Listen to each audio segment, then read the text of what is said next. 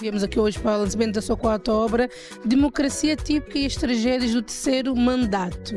Primeiro gostaria de saber o que é que quer dizer com democracia típica?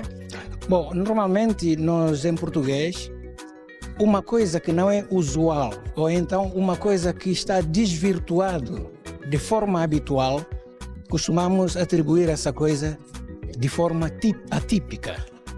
Então, a minha conclusão que cheguei de que o exercício democrático em muitos países são de uma forma atípica, de maneiras que isso trouxe muitos problemas. Esses problemas é que eu converti de que, na verdade, essa democracia atípica tem provocado tragédias nos Estados e nos muitos países. Portanto, eis o título que dei, a democracia atípica e as tragédias do terceiro mandato. E que visão traz para esse quarto livro? Bom, abordei nos 3 primeiros livros, têm títulos diferentes, mas coincidentemente todos falaram da República da Guiné-Bissau. Primeiro foi,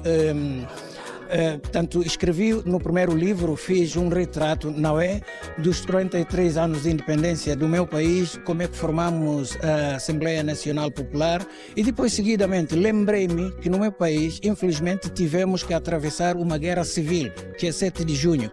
Esse é que eu dei título de Guerra de Bissau. E no meu terceiro livro falei da reflexos da Carta Secreta. Portanto, que também não foi uma coisa boa, que é necessário tanto marcar os factos para testemunhar a nova geração. Desta vez, tive que alargar um bocadinho, porque pretendi falar da democracia da forma como é exercida no meu país e nos restantes países, portanto, de África.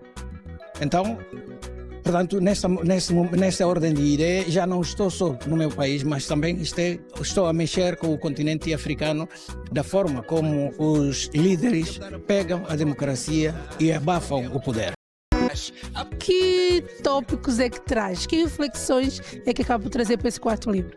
Acho que os tópicos que trazem neste quarto livro vão dizer que, na verdade, eu tenho o hábito de resistir os factos para testemunhar a geração vindoura. Porque, na verdade, cada pessoa, cada cidadão, não é suscetível de participar na construção da história do seu país.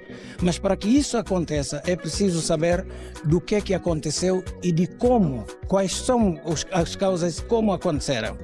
Eis a razão de eu estar a testemunhar, portanto, a geração presente e a geração futura, para poder evitar de muitos atropelos que nós estamos a atravessar nessa.